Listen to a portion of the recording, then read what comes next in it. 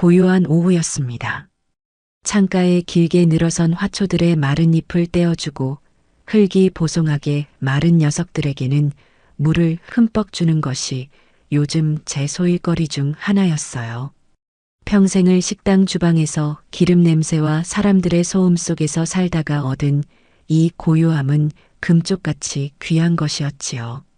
자식들이 모두 분가하고 10년 전 영감마저 먼저 세상을 뜨고 나니 이 넓은 2층 집에는 정적만이 가득했습니다. 어떤 이들은 외롭지 않냐고 물었지만 저는 단 한 번도 외롭다고 생각해 본 적이 없습니다. 시끄러운 것보다는 차라리 조용한 편이 훨씬 나았으니까요. 스스로의 힘으로 일군 이 집과 작은 상가 건물, 그리고 누구에게도 아쉬운 소리 하지 않고 살 수 있을 만큼의 노후 자금. 그것들이 제게는 자식보다 남편보다 더 든든한 벗이었습니다. 그때였습니다. 평일 오후에는 좀처럼 울릴 일이 없는 현관 초인종이 요란하게 울렸습니다. 텔레비전 홈쇼핑 채널의 쇼호스트가 목청을 높이는 소리 외에는 어떤 소음도 없던 공간에 날카롭게 파고드는 소리였어요. 택배를 시킨 기억은 없는데 누구일까? 인터폰 화면을 켜자마자 제 미간이 절로 찌푸려졌습니다. 화면 속에는 어색한 미소를 매달고 서 있는 아들 백종민과 며느리 서미정의 얼굴이 가득 차 있었지요. 1년에 2번 명절에나 겨우 얼굴을 비추던 아이들이었습니다. 그것도 밥 한술 뜨기가 무섭게 일이 있다는 핑계를 대고 엉덩이를 떼기 바빴던 녀석들이었고요. 그런 애들이 무슨 일로 예고도 없이 여기까지 찾아왔을까? 좋은 예감은 들지 않았습니다. 어머니, 저 종민이에요. 미정이랑 같이 왔어요. 수화기 너머로 들려오는 아들의 목소리는 쓸데없이 밝았습니다. 저는 잠시 망설이다가 현관문을 열어주었습니다. 문이 열리자마자 며느리가 제 팔을 덥석 잡으며 과장된 목소리로 말했어요. 어머니, 저희 보고 싶으셨죠? 마침 근처에 볼 일이 있어서 어머니 생각나서 들렀어요. 그 애의 손에는 무슨 귀한 보물이라도 되는 양랩으로 겹겹이 포장된 커다란 과일 바구니가 들려 있었습니다. 백화점 로고가 선명하게 찍힌 딱 봐도 값비싸 보이는 물건이었지요. 하지만 저런 과일 바구니는 딱 질색입니다. 실속 없이 포장만 거창하고 정작 열어보면 위쪽 과일 몇 개만 멀쩡하고 아래는 무르거나 상한 것들로 채워 넣은 경우가 허다했거든요. 마치 지금 제 앞에서 온갖 예쁜 말을 늘어놓고 있는 며느리의 속내처럼 말입니다. 일이 바쁠 텐데 여기까지 웬일이냐. 미리 전화라도 주지 그랬어. 제 말에 아들 녀석이 머리를 극적이며 대답했습니다. 하하, 서프라이즈로 놀라게 해드리려고 그랬죠. 어머니, 이거 미정이가 어머니 좋아하시는 과일로만 골라 담은 거예요. 저는 말없이 바구니를 받아들었습니다. 묵직한 무게가 팔에 전해졌지만 그 무게만큼 마음이 무거워지는 기분이었습니다.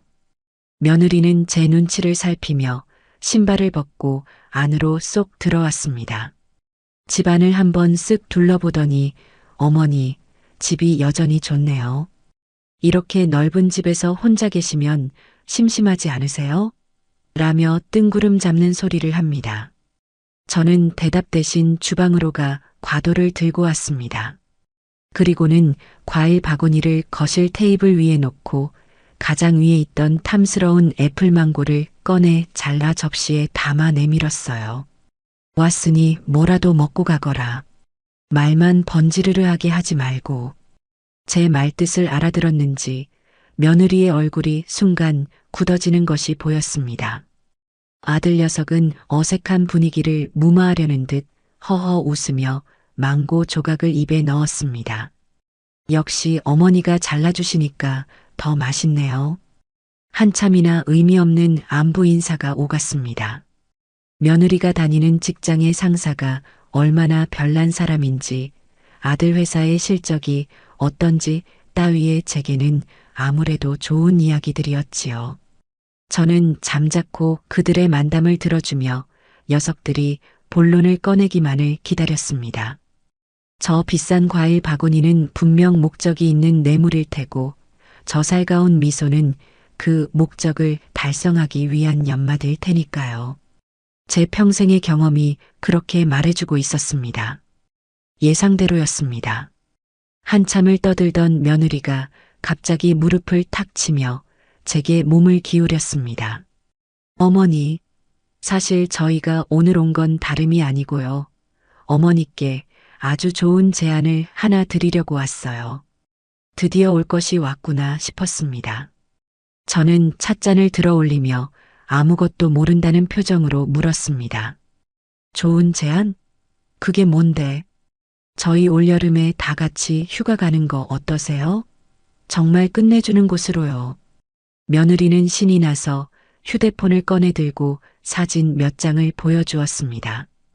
푸른 바다가 한눈에 들어오는 통유리창, 보기만 해도 시원해지는 널찍한 개인 수영장, 고급스러운 가구들로 채워진 가림 같은 거실. 누가 봐도 하루 숙박비가 웬만한 직장인 월급은 될 법한 최고급 풀빌라 리조트 사진이었습니다. 어때요, 어머니? 정말 좋죠? 요즘 이런 데가 유행이래요. 저희가 예약하려고 알아봤는데 마침 딱 한 자리가 남았다는 거예요. 저는 잠자코 사진을 넘겨보았습니다. 이런 곳이 있다는 건 알았지만 제 돈 주고 가볼 생각은 한 번도 해본 적 없는 곳이었지요. 저런 데서 하룻밤 자는 돈이면 시장 상인들에게 뜨끈한 국밥 수십 그릇은 사주고도 남을 돈이었습니다. 좋아 보이기는 하는구나. 그런데 갑자기 웬 휴가 타령이야. 그것도 이렇게 비싸 보이는 곳으로. 제 질문에 며느리는 기다렸다는 듯이 말을 이었습니다. 어머니, 평생 저희 키우시느라 고생만 하셨잖아요. 제대로 된 휴가 한번 못 가보시고. 그래서 저희 아버님, 어머님, 그러니까 제 친정 부모님도 모시고 다 같이 가서 즐겁게 놀다 오면 얼마나 좋을까 싶어서요. 사돈네까지? 이제야 그림이 맞춰지는 기분이었습니다. 저 혼자라면 어떻게든 구슬려 넘어오게 할 자신이 없으니 사돈네까지 끌어들여 수적 우세를 확보하겠다는 심산이겠지요. 아들 녀석은 옆에서 그저 고개만 끄덕이며 며느리의 말을 거들 뿐이었습니다. 그래, 엄마. 미정이 말이 맞아. 엄마도 이제 좀 쉬셔야지. 맨날 집에만 계시지 말고. 그래서 이 비싼 곳을 너희 돈으로 가겠다고? 제가 핵심을 찌르자 두 사람의 얼굴에 당황한 기색이 스쳐 지나갔습니다. 아들이 우물쭈물하며 말끝을 흐렸어요. 그게 저희가 요즘 지출이 좀 많아서 그래도 어떻게든 해보려고요. 어머니만 좋다고 하시면. 그 어떻게든이라는 말의 의미를 제가 모를 리 없었습니다. 결국 돈은 제가 내라는 소리를 참 길고도 구차하게 돌려서 하고 있는 것이었지요. 사돈네 식구들까지 전부 데리고 가는 여행의 경비를 전부 제게 떠넘길 속셈인 겁니다. 평소 같았으면 너희 형편에 맞게 다녀오너라 하고 잘라 말했겠지만 오늘은 그러고 싶지 않았습니다. 저들의 속내가 어디까지인지 그 뻔뻔함의 끝이 어디인지 제 눈으로 똑똑히 확인하고 싶어졌어요. 이것이 어쩌면 제가 이 녀석들에게 주는 마지막 기회일지도 모른다는 생각이 들었습니다. 저는 일부러 얼굴에 한바구음을 지어 보였습니다. 외로운 노인네가 자식들의 효도 제안에 감격한 것처럼 보이도록 최대한 연기를 했어요. 어머나 세상에. 너희가 그런 기특한 생각을 다 했어? 아이고, 내가 정말 자식 하나는 잘 뒀네. 제 반응에 아들과 며느리는 눈을 동그랗게 떴습니다. 이렇게 쉽게 넘어올 줄은 몰랐다는 표정이었지요. 며느리가 조심스럽게 물었습니다. 어머니, 그럼 가시는 거예요? 가다마다. 가야지. 이렇게 좋은 곳을 너희가 가자고 하는데 내가 마다하면 쓰나. 사돈들도 모시고 간다니 더 좋지. 이럴 때 아니면 우리가 언제 다 같이 얼굴 보고 밥 한 번 먹겠어. 저는 자리에서 일어나 장롱으로 가 통장을 꺼내오는 신용까지 했습니다. 그래, 여행 경비는 걱정하지 말아라. 이 애미가 전부 다 시원하게 쏠게. 너희는 가서 재미있게 놀 생각만 해. 알았지? 제 입에서 전부라는 말이 떨어지자 아들 내외의 얼굴에 숨길 수 없는 희색이 만연했습니다. 특히 며느리의 입꼬리는 귀에 걸릴 듯 했습니다. 그 아이는 흥분을 감추지 못하고 제게 와서 와락 안기기까지 했어요. 어머니, 정말이세요? 역시 어머니밖에 없어요. 최고예요. 가증스러운 연기였습니다. 제 등 뒤에 대고 아들 녀석과 눈빛을 교환하며 쾌재를 부르고 있을 모습이 눈에 선했습니다. 저는 그런 며느리의 등을 토닥여주며 속으로 생각했습니다. 그래, 실컷 웃어둬라. 너희가 지금껏 나를 어떻게 생각하고 있었는지, 앞으로 나를 어떻게 대할 것인지, 그 여행지에서 내가 똑똑히 두 눈으로 보고 두 귀로 듣고 판단할 것이다. 이번 여행은 너희에게는 공짜 효도 관광일지 몰라도 나에게는 너희와의 인연을 계속 이어갈지 아니면 완전히 끊어낼지를 결정하는 마지막 시험대가 될 것이다. 저는 그렇게 제 손으로 직접 판을 깔아주기로 마음먹었습니다. 녀석들이 그 판 위에서 얼마나 신나게 춤을 추는지 그 끝은 과연 어디일지 똑똑히 지켜볼 참입니다. 며칠 뒤 아들 녀석이 운전하는 차는 서울을 벗어나자 눈에 띄게 부드러워졌습니다. 딱딱한 아스팔트와 회색 빌딩 숲을 지나 창밖으로 푸른 농과 야트막한 산들이 그림처럼 펼쳐지기 시작했어요. 조수석에 앉은 며느리는 뭐가 그리 신이 나는지 연신 휴대폰 카메라를 켜고 풍경을 찍어대며 제잘거렸습니다. 제 옆자리에 쌓인 제가 새벽부터 일어나 싼 반찬통들과 온갖 식재료가 담긴 아이스박스는 안중에도 없는 모양이었지요. 어머니, 공기부터 다르죠? 캬, 이래서 사람들이 돈 많이 벌어서 해외로 나가나 봐요. 며느리가 창문을 활짝 열며 말했습니다. 시원한 바람이 차 안으로 훅 들어와 머리카락을 흩날렸습니다. 저는 그 바람 속에서 흙냄새와 풀냄새를 맡으며 조용히 눈을 감았습니다. 이 여행의 시작은 불쾌하고 의심스러웠지만 이왕 길을 나선 것, 저들의 추악한 속내를 확인하는 것과는 별개로 이 자연만큼은 잠시 즐겨도 괜찮지 않겠나 싶었어요. 하지만 그런 평화로운 생각은 목적지에 도착하자마자 산산조각이 나고 말았습니다. 내비게이션이 안내하는 길을 따라 한참을 들어가자 무슨 성문처럼 거대한 입구가 나타났고 그 안으로 들어서니 그림엽서에서나 보던 풍경이 펼쳐졌습니다. 잘 가꿔진 정원과 야자수 그리고 그 사이사이에 자리 잡은 독채 풀빌라들이 이국적인 분위기를 물씬 풍기고 있었지요. 우리에게 배정된 곳은 그 중에서도 바다가 가장 잘 보인다는 로열 스위트였습니다. 차에서 내리자마자 후끈한 공기와 함께 섞여오는 옅은 소금기 섞인 바다 내음과 수영장의 소독약 냄새가 코를 찔렀어요. 우와, 대박. 어머니, 여기 좀 보세요. 사진보다 훨씬 좋아요.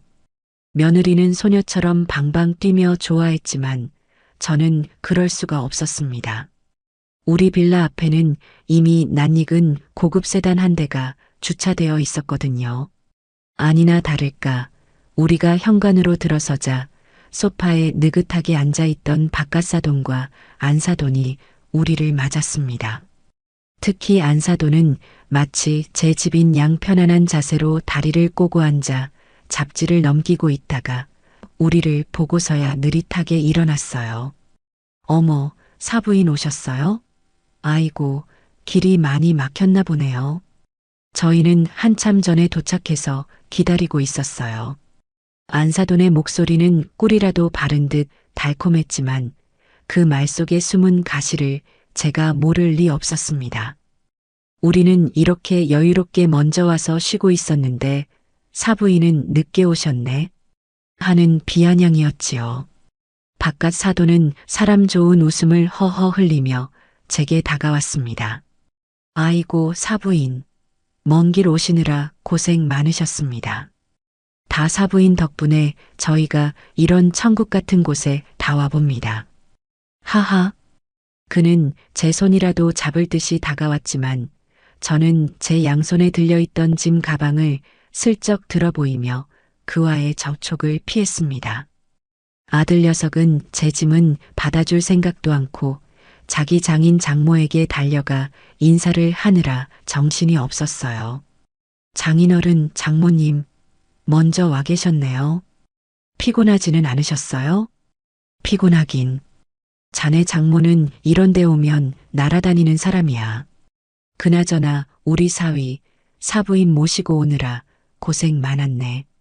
바깥 사돈은 아들의 어깨를 툭툭 치며 격려했습니다. 그 모습이 참으로 기가 막혔습니다. 운전은 아들이 했지만 여행 경비는 제가 댔고 먹을 음식은 제가 다 준비해 왔는데 정작 고생했다는 칭찬은 아들 녀석이 듣고 있는 꼴이라니. 며느리는 제게서 과일 바구니를 냉큼 받아 사돈 부부에게 달려갔습니다. 엄마, 아빠, 이것 좀 봐. 어머님이 글쎄 이런 귀한 걸 다 싸오셨다니까? 겉으로는 저를 칭찬하는 듯한 말이었습니다. 하지만 며느리는 그 말을 제게는 들리지 않을 만큼 작은 목소리로 자기 어머니인 안사돈에게 덧붙였습니다. 내가 오시게 하려고 얼마나 공을 들였는데 이 정도는 해주셔야지. 안 그래? 그 말을 들은 안사돈은 우리 딸 여우 다 됐네 하는 표정으로 며느리를 보며 눈을 찡긋했습니다. 그 순간 모든 상황이 퍼즐처럼 완벽하게 맞춰졌습니다. 저들의 저 대화, 저 눈짓, 과일을 쌓은 제 수고와 노력은 당연히 받아야 할 비용일 뿐이고 그 과일을 얻어낸 모든 공은 오직 며느리, 자기 자신에게 있다는 뜻이었습니다. 저는 그 집에 음식을 바리바리 싸들고 온 식모가 아니라 그들이 설계한 판 위에서 착취당하는 물주에 불과했습니다. 사부인, 짐은 이쪽에 푸세요. 저희가 방을 좀 나눴는데 사부인은 이쪽 방 쓰시면 될 것 같아요. 안사돈이 손가락으로 가리킨 곳은 복도 가장 끝에 있는 다른 방들보다 크기가 작아 보이는 방이었습니다. 힐끗 보니 바다가 정면으로 보이는 가장 좋은 방은 이미 사돈 부부가 차지했고 그 다음으로 좋은 방은 아들 내외가 쓰는 모양이었습니다. 휴가를 주최하고 비용을 전액 부담한 사람은 가장 작고 전망도 좋지 않은 방을 배정받은 셈이었지요. 저는 아무 말 없이 고개를 끄덕이고 방으로 들어갔습니다. 이런 사소한 것 하나하나에 기분 상하고 싶지 않았어요. 제 목표는 따로 있었으니까요. 그들의 본성을 확인하는 것. 이런 행동들은 그 본성을 향해 다가가는 작은 발걸음에 불과했습니다. 짐을 대충 풀어놓고 거실로 나오자 며느리가 냉장고 문을 열어보더니 제게 말했습니다. 어머니, 냉장고가 텅 비었네요. 저희 출출한데 뭐 먹을 거 없을까요? 어머니가 싸오신 반찬 좀 꺼내주세요. 아주 자연스러운 명령이었습니다. 저는 아무렇지 않다는 듯 아이스박스로 걸어가 주섬주섬 반찬통을 꺼내기 시작했습니다. 제가 정성껏 무친 나물과 조린 장조림, 직접 담근 오이 소박김치가 모습을 드러내자 안사돈이 옆으로 다가와 호들갑을 떨었습니다. 어머나 세상에, 사부인은 정말 음식 솜씨가 좋으세요. 이걸 언제 다 하셨대. 나는 이런 거 하려면 허리가 끊어질 것 같던데. 그러면서도 손 하나 까딱할 생각은 하지 않았습니다. 그저 구경만 할 뿐이었지요. 저는 묵묵히 접시에 반찬을 옮겨 담고 밥솥에 쌀을 안쳤습니다. 아들 녀석과 바깥 사돈은 소파에 앉아 텔레비전 채널을 돌리며 스포츠 중계를 보고 있었고, 며느리와 안사돈은 거실 테이블에 앉아 손톱을 매만지며 자기들끼리 수다를 떨고 있었습니다. 이 넓고 화려한 공간 속에서 오직 저만이 분주하게 움직이고 있었습니다. 도착한 지 1시간도 채 되지 않아 저는 완벽하게 이 집안의 하녀 역할을 부여받은 것이었습니다. 잠시 후 밥이 다 되었다는 알림음이 울렸습니다. 저는 잘 차려진 식탁을 보며 사람들을 불렀습니다. 식사들 하세요. 다 차렸습니다. 그제야 모두가 기다렸다는 듯이 식탁으로 몰려들었습니다. 바깥 사돈은 제육볶음 한 점을 입에 넣더니 눈을 동그랗게 뜨며 감탄했습니다. 이야, 이 맛이야. 사부인, 식당은 왜 그만두셨어요? 계속하셨으면 아마 전국에서 손님들이 몰려왔을 텐데. 우리 사위는 정말 복받았네. 이렇게 음식 잘하는 어머님을 둬서 말이야. 입에 발린 칭찬이었습니다. 아들 녀석은 그저 맛있다는 말 한마디만 할 뿐, 제 노고를 알아주는 말은 한마디도 하지 않았습니다. 며느리는 밥은 먹는 둥 마는 둥 하며 휴대폰만 들여다보고 있었고요. 그들의 태도는 명확했습니다. 당신은 음식을 하는 사람, 우리는 그것을 먹는 사람.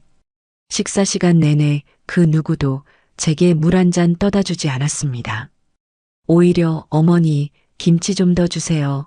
국이 식었는데 데워주세요 같은 요구만 이어질 뿐이었지요. 식사가 끝나고 설거지는 당연히 제 몫이 되었습니다. 모두가 과일을 먹으며 담소를 나누는 동안 저는 홀로 주방에 서서 산더미처럼 쌓인 그릇을 닦았습니다. 아들 녀석이 잠시 제 옆으로 다가와 묻더군요. 엄마, 내가 도와줄까? 됐다. 남자가 이런 거 하는 거 아니야. 가서 장인어른이랑 이야기나 더 나눠. 저는 일부러 퉁명스럽게 말했습니다. 제 진심을 시험해 보고 싶었어요. 정말로 저를 돕고 싶었다면 제 말에 상관없이 고무장갑을 빼앗아 들었어야 합니다. 하지만 아들은 제 말이 끝나자마자 그럼 부탁 좀 할게. 엄마라며 기다렸다는 듯이 등을 돌려 거실로 가버렸습니다. 그 뒷모습을 보며 저는 마지막 남았던 일말의 기대마저 접었습니다. 아들은 이미 오래전에 제 아들이기를 포기하고 저 집안의 사위이자 남편으로 완벽하게 편입된 것이었습니다. 그날 저녁 거실에서는 술판이 벌어졌습니다. 바깥 사돈이 가져온 비싼 양주가 등장했고 분위기는 한껏 달아올랐습니다. 저는 술을 마시지 않는다는 핑계로 주방에서 과일이나 깎으며 그들의 대화를 지켜보았습니다. 술이 몇 잔 들어가자 바깥 사돈이 드디어 본색을 드러내기 시작했습니다. 그는 술잔을 채워 아들에게 건네며 은근슬쩍 제 이야기를 꺼냈어요. 우리 백서방, 자네는 정말 장가 하나는 잘 왔어. 우리 미정이가 좀 까칠해 보여도 속은 깊은 아이야. 안 그런가요, 사부인? 느닷없는 질문에 저는 대답 대신 희미하게 웃어 보였습니다. 바깥 사돈은 제 반응은 아랑곳하지 않고 말을 이었습니다. 그런데 내가 듣자 하니 사부인께서 아주 재력이 상당하시다고. 식당 하셔서 모은 돈도 많으시고 상가 건물도 하나 가지고 계시다고 들었네. 이야, 정말 대단하십니다. 여자 혼자의 몸으로 그 모든 걸 일궈내시다니 존경스럽습니다. 노골적인 재산 탐색전의 시작이었습니다. 저는 과도를 쥔 손에 힘을 주며 대답했습니다. 별 말씀을요. 그저 평생 허리띠 졸라매고 악착같이 산 것뿐입니다. 먹고 살 만큼은 있습니다. 에이, 겸손하시기는. 요즘 같은 불경기에 매달 따박따박 월세가 들어오는 건물주가 얼마나 부러운지 아십니까? 그거야말로 진짜 노후 준비지. 사부인은 노후 걱정은 하나도 없으시겠어요. 자식들한테 손 벌릴 일도 없으실 테고. 그의 말은 칭찬처럼 들렸지만 그 속에는 당신은 돈이 많으니 자식들에게 베풀어야 한다는 압박이 교묘하게 숨어 있었습니다. 며느리는 옆에서 맞장구를 쳤습니다. 맞아, 아빠. 어머니 건물 위치도 엄청 좋잖아. 거기 월세만 해도 웬만한 대기업 부장님 월급보다 많을걸? 저는 아무 말 없이 사과를 깎았습니다. 그래서 그 돈을 너희가 탐내고 있다. 이 말이 하고 싶은 것이냐? 목구멍까지 차오르는 말을 애써 삼켰습니다. 지금은 때가 아니었습니다. 더 확실한 증거와 명분이 필요했어요. 아들 녀석은 술에 취해 얼굴이 벌개진 채로 그저 해실해실 웃고만 있었습니다. 제 재산에 대한 이야기가 오가는데도 아들은 어머니를 보호하기는커녕 마치 남의 이야기인 양방관하고 있었습니다. 그렇게 도착 첫날의 밤이 깊어갔습니다. 술자리가 파하고 모두가 각자의 방으로 돌아간 뒤 저는 홀로 거실 소파에 앉아 창밖의 칠흑 같은 바다를 바라보았습니다. 파도 소리만이 규칙적으로 들려왔습니다. 제 마음속에도 파도가 일고 있었습니다. 분노와 실망, 그리고 알 수 없는 서글픔이 뒤섞인 거대한 파도였지요. 저는 이 여행이 끝나고 나면 제 인생에 아주 큰 변화가 찾아올 것임을 직감했습니다. 그리고 그 변화의 칼자루는 다른 누구도 아닌 바로 제 손에 쥐어져 있다는 사실도 명확하게 깨닫고 있었습니다. 그들은 아마 제가 늙고 힘없는 노인이라고 생각하겠지만 저는 평생을 전쟁터 같은 시장 바닥에서 살아남은 사람입니다. 호락호락하게 당하고만 있을 제가 아니라는 것을 머지않아 뼈저리게 느끼게 해줄 참이었습니다. 다음 날 아침 저는 낯선 잠자리 탓인지 새벽같이 눈을 떴습니다. 빌라 안은 숨막힐 듯한 정적에 휩싸여 있었고 간간이 옆방에서 들려오는 바깥 사돈의 코 고는 소리만이 그 정적을 깨뜨리고 있었어요. 어젯밤의 술기운이 채 가시지 않은 듯 모두가 깊은 잠에 빠져 있는 모양이었습니다. 저는 조용히 침대에서 일어나 밖으로 나왔습니다. 거실은 어젯밤에 술판이 벌어졌던 흔적이 고스란히 남아 있었습니다.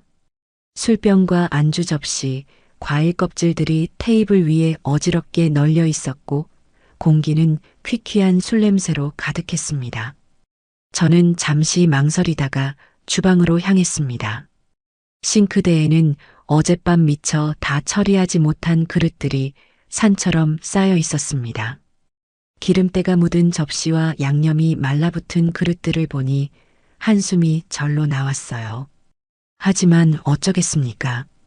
누군가는 해야 할 일이었고 이 집안에서 그 누군가는 언제나 저였으니까요. 저는 익숙하게 고무장갑을 끼고 뜨거운 물을 틀었습니다. 그릇들이 서로 부딪히는 소리가 나지 않도록 조심조심 설거지를 시작했습니다. 한참 동안 허리를 숙이고 설거지를 하고 있는데 등 뒤에서 인기척이 느껴졌습니다. 돌아보니 잠이 덜 깬 얼굴을 한 며느리가 서 있었어요. 어머니, 벌써 일어나셨어요? 아이고, 설거지는 왜 하고 계세요? 제가 하려고 했는데. 참으로 듣기 좋은 빈말이었습니다. 정말로 할 생각이었다면 잠이 덜 깬 얼굴로 나타나지는 않았겠지요. 저는 아무 말 없이 그릇을 헹구었습니다. 며느리는 제 옆에 서서 안절부절 못하는 척 연기를 하다가 이내 제게서 등을 돌려 냉장고로 향했습니다. 어머니, 목마른데 마실 것 좀 없을까요? 저는 며느리를 쳐다보지도 않고 대답했습니다. 거기 냉장고 두 번째 칸에 보면 내가 매실청 담가온 거 있다. 물에 타서 마셔라. 네, 어머니. 며느리는 신이 나서 매실청을 꺼내 컵에 따랐습니다. 그리고는 단 한순간의 망설임도 없이 설거지하는 제 모습은 까맣게 잊은 채 거실 소파에 앉아 휴대폰을 들여다보기 시작했습니다. 잠시 후 안사돈도 부스스한 얼굴로 방에서 나왔습니다. 그녀 역시 싱크대 앞에 서 있는 저를 보고는 며느리와 똑같은 말을 했어요. 어머나 사부인, 동트기도 전부터 이게 무슨 고생이세요. 저희가 하려고 했는데 한 발 늦었네요. 호호.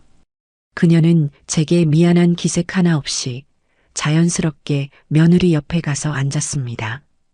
두 사람은 어젯밤에 못다한 수다를 다시 시작하는 모양이었습니다. 잠시 후 아들 녀석과 바깥 사돈도 거실로 나왔습니다.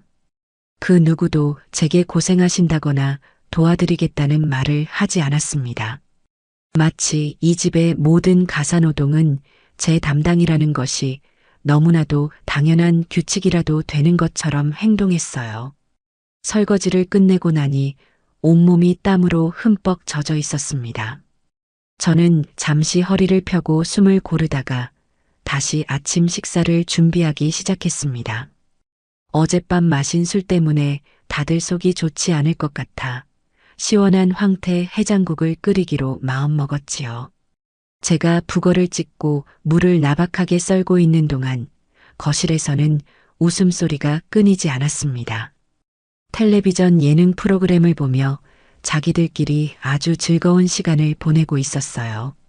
저는 그 웃음소리를 배경음악 삼아 묵묵히 제 할 일을 했습니다. 분노가 치밀어 올랐지만 애써 감정을 억눌렀습니다. 지금 화를 내는 것은 어리석은 일이었습니다. 저는 그들의 모든 행동을 빠짐없이 기억하고 기록해둘 참이었습니다. 해장국이 맛있게 끓고 계란말이와 김치볶음까지 곁들여 아침상을 차렸습니다. 제가 아침 드세요라고 말하자 그제야 모두가 기다렸다는 듯이 식탁으로 모여들었습니다. 와, 어머니, 이게 무슨 진수성찬이에요. 해장국 냄새가 끝내주는데요. 아들 녀석이 너스레를 떨었습니다. 바깥 사돈은 국물을 한 숟가락 뜨더니 크어 시원하다 라며 감탄사를 연발했습니다. 하지만 그들의 칭찬은 거기까지였습니다. 밥을 먹는 내내 이 음식을 누가 어떤 노력을 들여 만들었는지에 대한 고마움은 전혀 찾아볼 수 없었어요. 그저 당연하게 음식을 즐기고 평가할 뿐이었습니다. 식사가 끝난 뒤 며느리가 갑자기 좋은 생각이 떠올랐다는 듯이 손뼉을 쳤습니다. 여러분, 우리 오늘 뭐 할지 정했어요? 안사돈이 글쎄, 날도 더운데 어디 나가기도 귀찮고라며 말끝을 흐리자 며느리가 신이 나서 말했습니다. 제가 찾아봤는데 여기서 차로 15분만 가면 수상스키랑 바나나보트 같은 거 탈 수 있는 곳이 있대요. 우리 그거 타러 가요. 젊은 사람들끼리. 젊은 사람들끼리라는 말에 제 심장이 쿵 하고 내려앉는 기분이었습니다. 명백히 저를 배제하는 말이었습니다. 아들 녀석은 잠시 제 눈치를 보는가 싶더니 이내 며느리의 말에 동조했습니다. 오, 그거 좋은 생각이다. 재미있겠는데? 아버님도 같이 가시죠? 바깥 사돈은 나야 좋지. 나 아직 안 죽었다. 라며 흔쾌히 동의했습니다.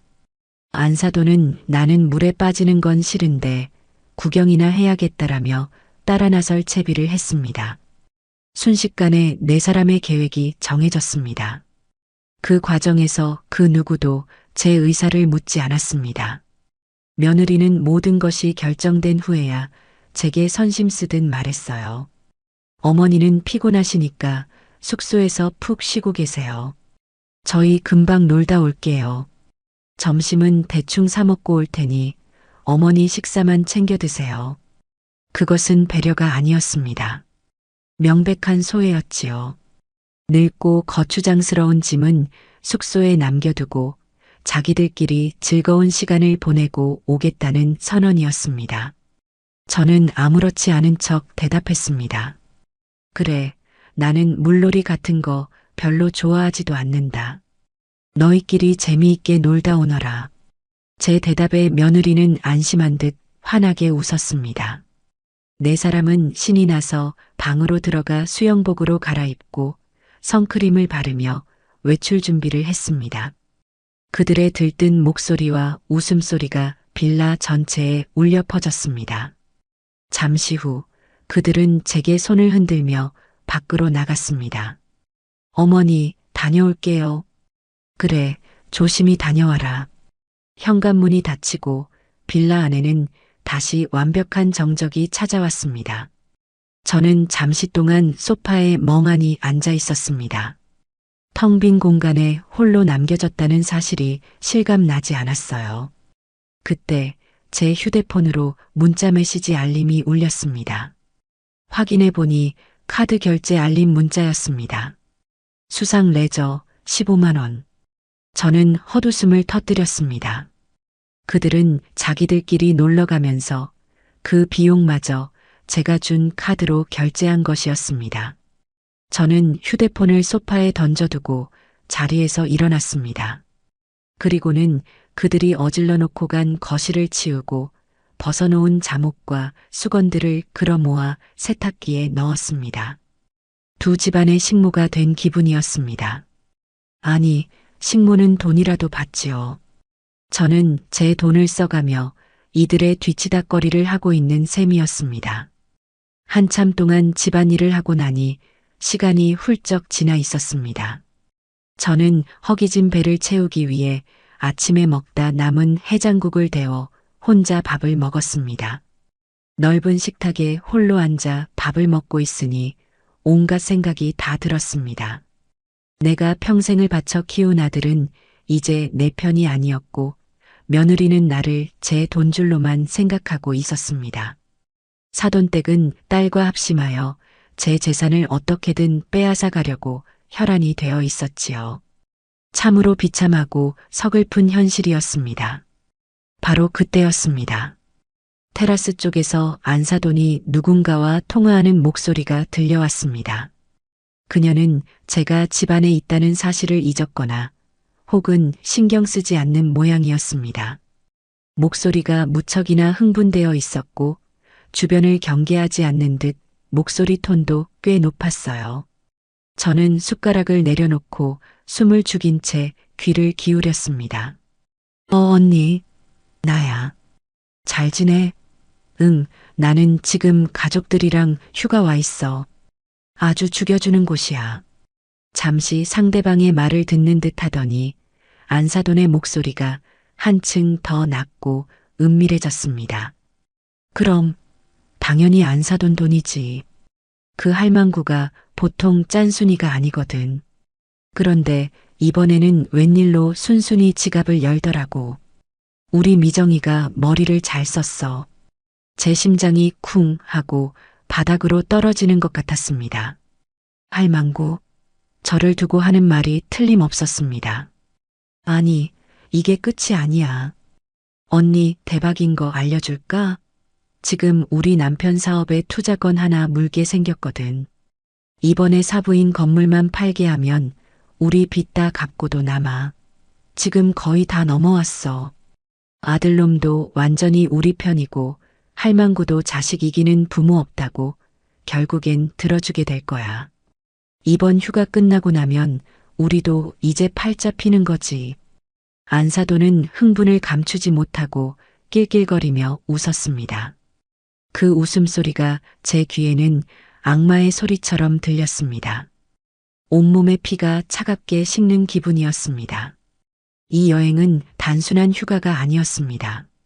제 재산을 노리고 치밀하게 계획된 거대한 사기극의 일부였던 겁니다. 그들은 저를 효도 관광이라는 명목으로 이곳에 데려와 기분을 띄워준 뒤 자연스럽게 투자를 유도하고 건물을 팔도록 종용할 계획이었던 것이지요. 모든 퍼즐 조각이 완벽하게 맞춰졌습니다. 저는 조용히 자리에서 일어났습니다. 그리고는 소리 없이 제 방으로 들어갔습니다. 손이 부들부들 떨렸지만 정신을 바짝 차려야 했습니다. 더 이상 감상에 젖어 있을 시간이 없었어요. 저는 곧장 휴대폰을 들어 오랫동안 알고 지낸 변호사에게 문자를 보냈습니다. 변호사님, 저 김숙자입니다. 급히 상담할 일이 생겼습니다. 상속 및 증여 관련해서 자식에게 재산을 한 푼도 물려주지 않을 수 있는 법적인 방법이 있는지 궁금합니다. 그리고 제 명의의 건물을 제 허락 없이는 그 누구도 처분할 수 없도록 안전하게 묶어둘 수 있는 방법도요. 가장 빠르고 확실한 방법으로 알아봐 주십시오. 문자를 보내고 나니 떨리던 손이 거짓말처럼 멈췄습니다. 마음속을 가득 채웠던 분노와 서글픔 대신 차가운 결의가 그 자리를 대신했습니다. 그래, 너희는 너희의 계획대로 움직여라. 나 역시 나의 계획대로 움직일 테니 이 게임의 끝에서 누가 웃게 될지는 아직 아무도 모르는 일이다. 저는 창밖으로 펼쳐진 푸른 바다를 바라보며 조용히 칼을 갈기 시작했습니다. 그들이 신나게 수상 스키를 타며 미래의 불을 꿈꾸고 있는 동안 저는 그들의 꿈을 산산조각 낼 준비를 차근차근 시작하고 있었습니다.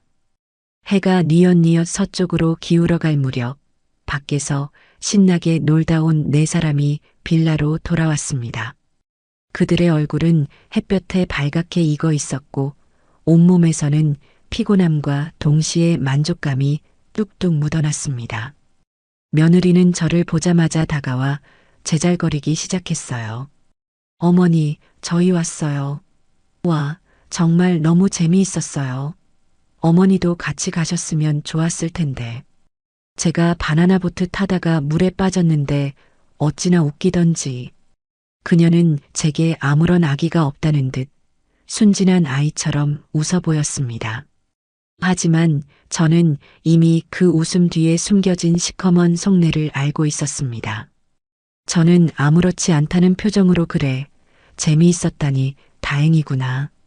얼른들 씻어라. 저녁 준비해야지라고 말했습니다. 제 말에 네 사람은 기다렸다는 듯이 각자의 욕실로 흩어졌습니다. 저는 그들이 샤워를 하는 동안 저녁에 있을 바비큐 파티를 준비하기 시작했습니다.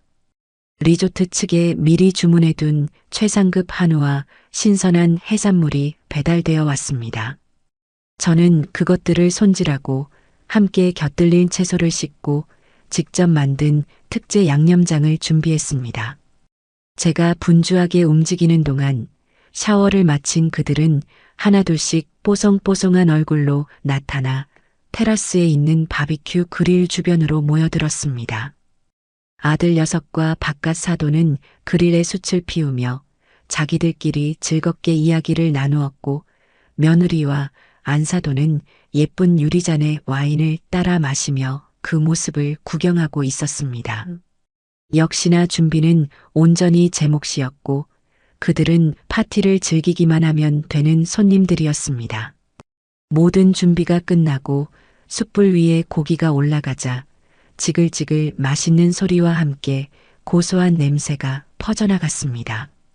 분위기는 최고조에 달했습니다. 바깥 사돈은 와인잔을 높이 들고 건배를 제의했어요. 자, 우리 가족의 행복과 건강, 그리고 오늘 이 자리를 마련해 주신 우리 사부인을 위하여. 건배.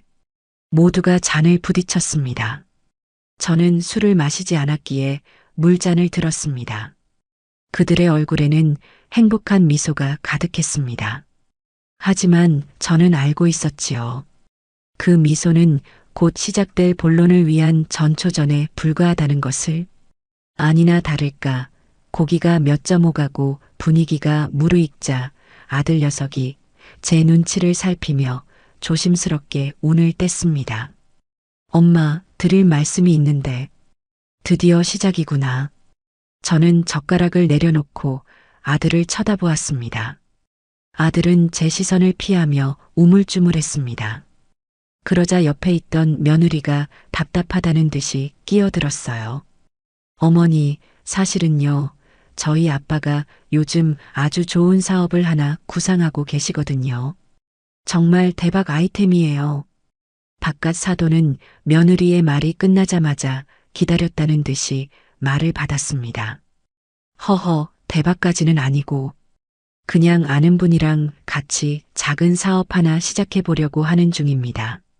전망이 아주 밝은 아이템이라서 투자만 제대로 받으면 크게 성공할 수 있을 것 같은데 아시다시피 제가 가진 돈이 많지 않아서요. 그는 잠시 말을 끊고 제 반응을 살폈습니다. 저는 아무 말 없이 고기를 뒤집었습니다. 제 침묵에 그들은 더욱 초조해하는 듯 했습니다. 아들 녀석이 다시 용기를 내어 말했습니다. 그래서 말인데 엄마, 장인어른 사업에 엄마가 좀 투자를 해주시면 어떨까 해서요. 물론 그냥 해달라는 건 아니고 지분도 확실하게 챙겨주신다고 했어요. 나중에 몇 배로 불어서 돌아올 거예요. 정말이야. 아들은 저를 설득하기 위해 필사적으로 노력하고 있었습니다. 그 모습이 참으로 안쓰러웠습니다. 제 돈으로 자기 장인의 사업을 일으켜 세워주고 거기서 떨어지는 콩고물이라도 받아먹고 싶어 하는 아들의 모습이 처량하기 짝이 없었어요. 며느리는 옆에서 거들었습니다. 맞아요, 어머니. 생각해 보세요. 어머니 상가 건물, 그거 그냥 가지고 계시면 월세 받는 게 전부잖아요. 하지만 그걸 처분해서 저희 아빠 사업에 투자하면 월세랑은 비교도 안 되는 큰 돈을 버실 수 있다고요. 어머니 노후가 훨씬 더 든든해지는 거예요. 참으로 그럴듯한 포장이었습니다. 저를 위하는 척 말하고 있지만 결국 제 건물을 팔아치워 자기들 배를 불리겠다는 속셈을 교묘하게 감추고 있었지요. 사돈 부부는 기대에 찬 눈으로 저를 빤히 쳐다보고 있었습니다. 이제 제가 어떤 대답을 하느냐에 따라 그들의 계획이 성공하느냐 마느냐가 결정되는 순간이었습니다. 저는 잘 익은 새우를 하나 까서 제 앞 접시에 놓으며 아주 차분하고 조용한 목소리로 입을 열었습니다. 내 건물은 팔 생각 없다. 제 입에서 나온 말은 짧고 단호했습니다. 순간 바비큐 파티장의 모든 소음이 멈춘 듯 했습니다. 지글거리던 고기 굽는 소리도 멀리서 들려오던 파도 소리도 그들의 숨소리마저도 들리지 않는 듯한 착각에 빠졌습니다. 화기애애했던 분위기는 순식간에 시베리아 벌판처럼 싸늘하게 얼어붙었습니다. 가장 먼저 정신을 차린 것은 바깥 사돈이었습니다. 그는 당황한 기색을 애써 감추며 억지 웃음을 지어 보였습니다. 허허, 사부인. 제가 너무 성급했나 봅니다. 물론 큰 돈이 오가는 일이니 신중하게 생각하셔야지요. 제가 사업 계획서라도 제대로 보여드리면서 다시 설명해. 저는 그의 말을 잘랐습니다. 그리고 내가 알아보지도 않은 사업에 내 피 같은 돈을 투자할 마음은 눈꼽만큼도 없어. 제 두 번째 말은 더욱 날카로운 비수가 되어 그들의 심장에 꽂혔습니다. 아들 내외와 사돈 부부의 얼굴에서 가식적인 미소가 완전히 사라졌습니다. 그 자리에는 당혹감과 실망감, 그리고 이내 분노가 차오르기 시작했습니다. 침묵을 깬 것은 며느리였습니다. 그녀는 더 이상 착한 며느리 연기를 할 필요가 없다고 판단했는지 본색을 드러내기 시작했습니다. 어머니, 지금 그게 무슨 말씀이세요? 저희가 어머니를 위해서 이렇게 좋은 기회를 만들어 드린 건데 어떻게 그렇게 단칼에 거절하실 수가 있으세요? 그녀의 목소리는 날카롭고 신경질적이었습니다. 저는 며느리를 쳐다보지도 않고 대답했습니다. 나를 위한 기회인지 너희를 위한 기회인지는 내가 더 잘 알 것 같구나. 제 말에 며느리가 자리에서 벌떡 일어났습니다. 그녀의 얼굴은 분노로 붉게 달아올라 있었어요. 어머니, 정말 너무하세요. 그깟 건물 하나 아들에게 물려주는 게 그렇게 아까우세요? 어차피 그거 나중에 다 저희 거예요. 조금 일찍 주신다고 생각하면 어디가 덧나나요? 드디어 속마음이 터져 나왔습니다. 어차피 다 저희 거라는 그 한마디에 그녀가 평소 저와 제 재산을 어떻게 생각하고 있었는지가 명백하게 드러났습니다. 저는 그 순간 더 이상 이들과의 관계를 유지할 필요가 없다는 확신을 가졌습니다. 제 마음속에서 마지막 남았던 미련의 끈이 툭 하고 끊어지는 소리가 들렸습니다.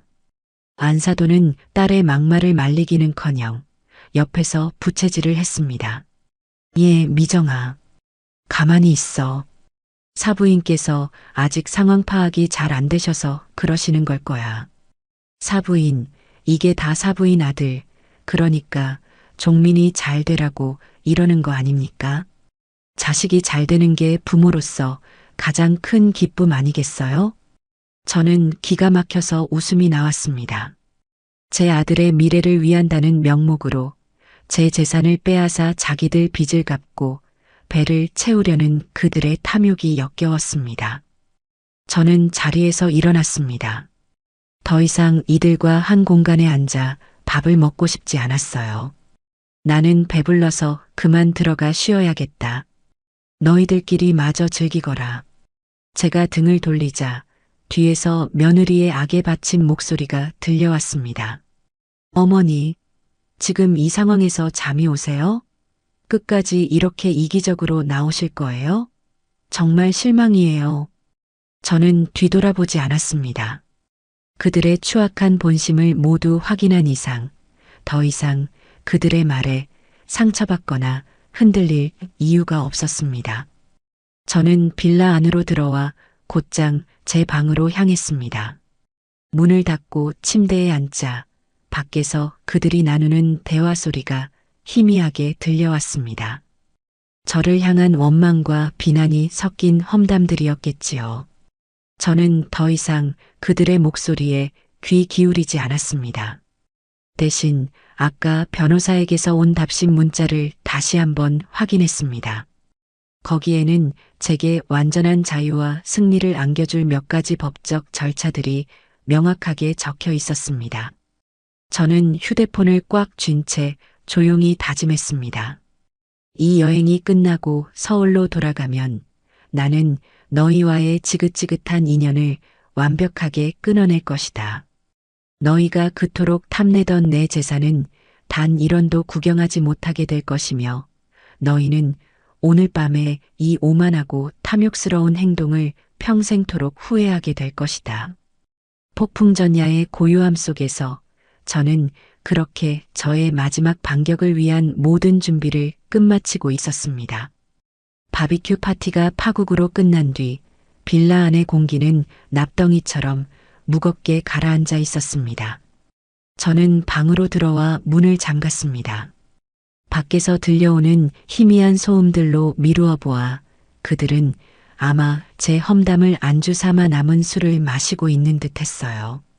이제 와서 그들이 저를 뭐라고 욕하든 아무 상관이 없었습니다. 제 마음은 이미 차갑게 식어버렸고 머릿속은 앞으로 해야 할 일들에 대한 계획으로 가득 차 있었으니까요. 하지만 그 모든 계획을 실행에 옮기기 전에 반드시 확인해야 할 것이 하나 남아 있었습니다. 바로 아들 녀석의 진심이었지요. 일말의 가능성, 눈곱만큼이라도 남아있을지 모를 한 가닥 희망을 제 눈으로 확인하고 만약 그것이 없다면 미련 없이 잘라내기 위해서였습니다. 저는 아들에게 잠시 내 방으로 오너라는 짧은 문자를 보냈습니다. 10분쯤 지났을까 방문을 조심스럽게 노크하는 소리가 들렸습니다. 엄마, 나야. 들어가도 돼? 들어오너라. 문을 열고 들어온 아들의 얼굴은 술기운과 난처함으로 벌겋게 상기되어 있었습니다. 녀석은 차마 제 얼굴을 똑바로 쳐다보지 못하고 고개를 푹 숙인 채 방 안으로 들어섰습니다. 저는 침대에 걸터 앉아 녀석을 맞은편 의자에 앉으라고 손짓했습니다. 어색한 침묵이 흘렀습니다. 녀석은 제 눈치를 살피며 입술만 달싹일 뿐 먼저 입을 열지 못했습니다. 너 아까 그게 진심이었니? 제가 먼저 침묵을 깼습니다. 제 목소리는 저 자신도 놀랄 만큼 차분하고 건조했습니다. 아들은 제 질문의 의도를 파악하지 못했는지 되물었습니다. 뭐가? 네 장인 사업에 내 건물을 팔아서 투자하라는 거 말이다. 그게 정말로 나를 위한 일이라고 생각해서 한 말이냐? 아니면 네 처가와 장인을 위해서 한 말이냐? 솔직하게 말해보거라. 아들은 잠시 망설였습니다. 그 짧은 순간 녀석의 머릿속에서는 수만 가지 계산이 오가고 있었을 겁니다.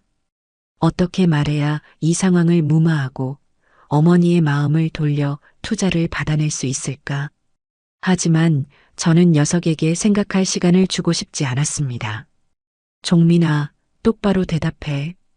지금 이 순간까지도 네가 내 아들이라고 믿고 싶은 이 애미에 대한 마지막 예의라고 생각하고 거짓 없이 말해봐.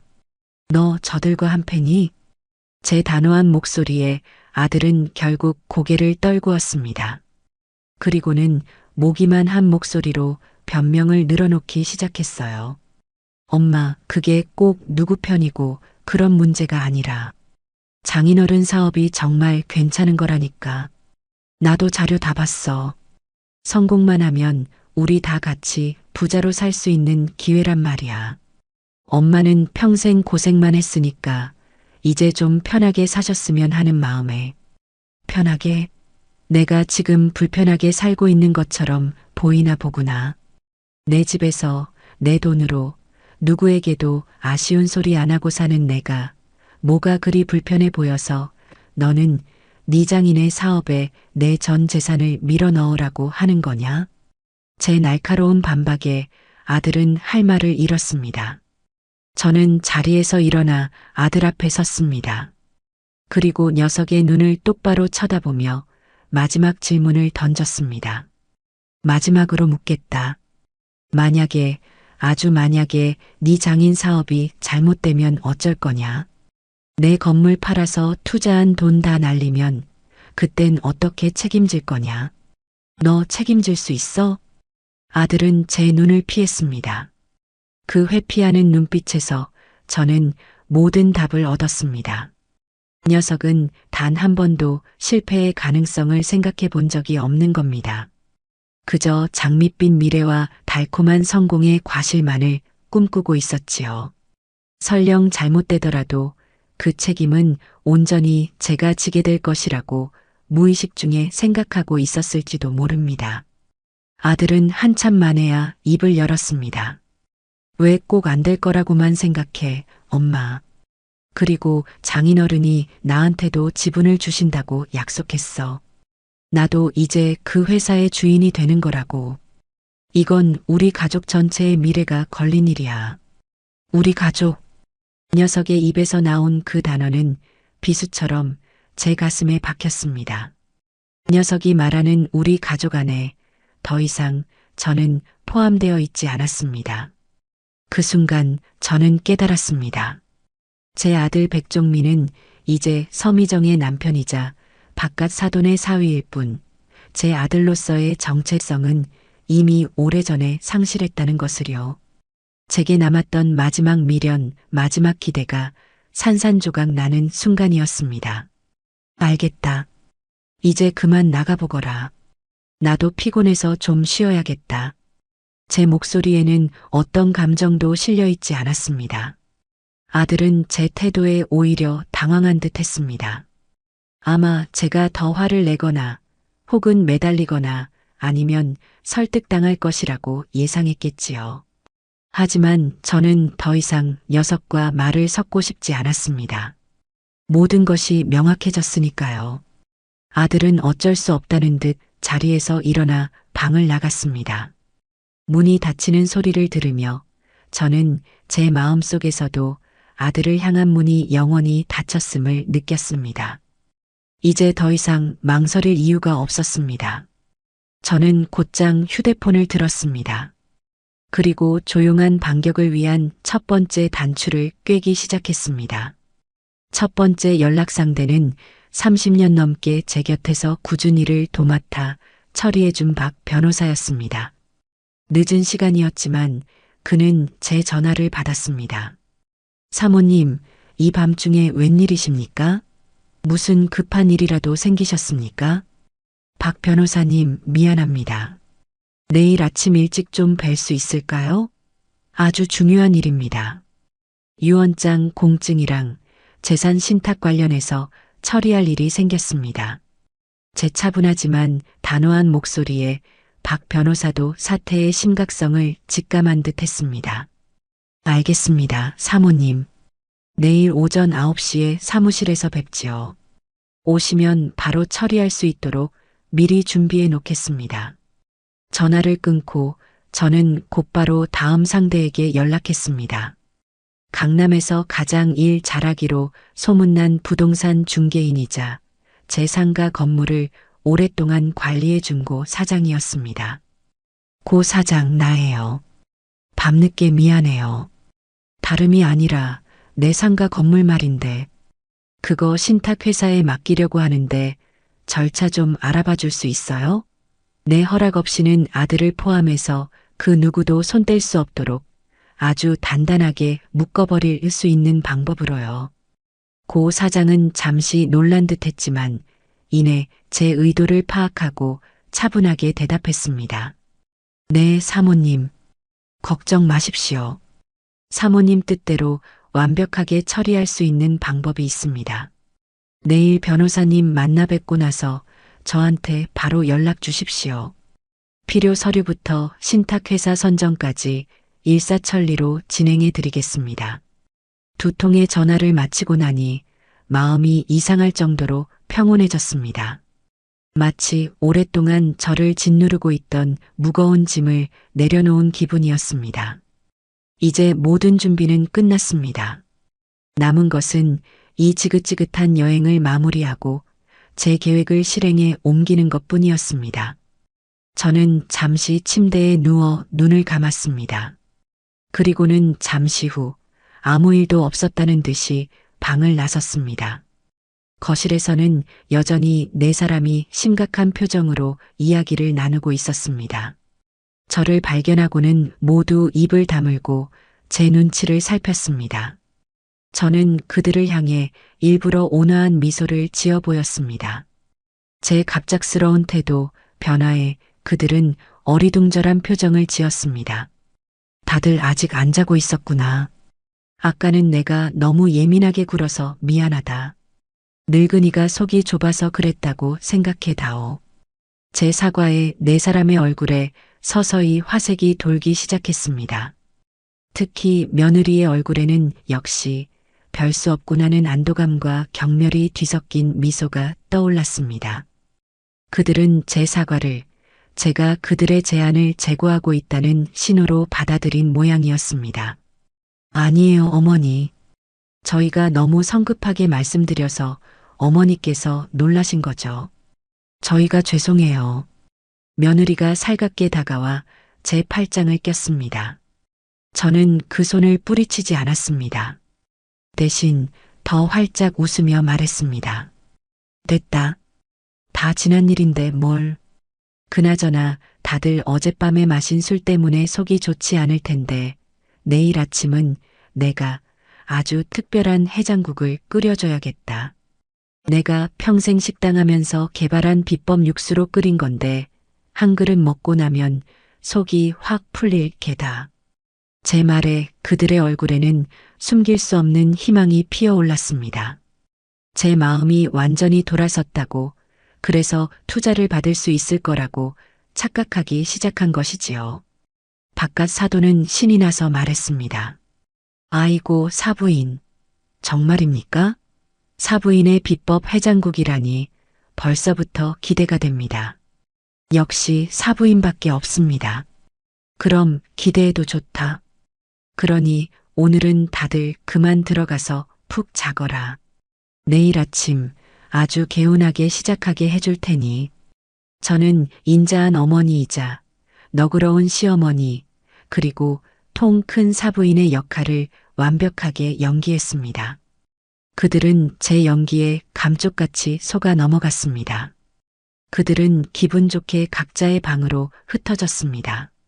아마도 그들은 잠자리에 누워 제 건물을 팔아치운 돈으로 무엇을 할지 행복한 상상을 하고 있었을 겁니다. 하지만 그들은 꿈에도 모르고 있었겠지요. 제가 끓여주겠다는 그 특별한 해장국은 사실상 제가 그들에게 차려주는 마지막 식사, 마지막 만찬이 될 것이라는 사실을 말입니다. 저는 텅 빈 거실에 홀로 서서 창밖의 어두운 바다를 바라보며 조용히 속삭였습니다. 잘 가거라. 나의 어리석었던 아들과 탐욕스러웠던 너희들. 다음 날 새벽 알람이 울리기도 전에 저는 눈을 떴습니다. 동이 트기 전에 새벽 공기는 차갑고 고요했습니다. 빌라 안은 어젯밤의 소동이 모두 거짓말이었던 것처럼 깊은 정적에 휩싸여 있었습니다. 저는 소리를 내지 않도록 조심하며 침대에서 내려와 어젯밤 미리 꾸려두었던 작은 가방을 챙겼습니다. 그 안에는 지갑과 휴대폰, 그리고 갈아입을 옷까지 하나가 전부였습니다. 나머지 짐들은 모두 이곳에 버려두고 갈 참이었습니다. 과거의 인연을 정리하듯 불필요한 모든 것을 남겨두고 떠나는 것이었습니다. 저는 살금살금 고양이처럼 방을 빠져나와 거실로 향했습니다. 모두가 깊은 잠에 빠져 있는지 희미한 숨소리 외에는 아무 소리도 들리지 않았습니다. 저는 어둠 속에서 더듬더듬 테이블을 찾아 그 위에 제가 밤새 쓴 짧은 메모지 한 장을 올려두었습니다. 그리고는 잠시 동안 잠들어 있는 그들의 방문을 하나씩 바라보았습니다. 아들의 방문, 며느리의 방문, 사돈 부부의 방문. 저 문들 너머에서 그들은 아마 행복한 꿈을 꾸고 있겠지요.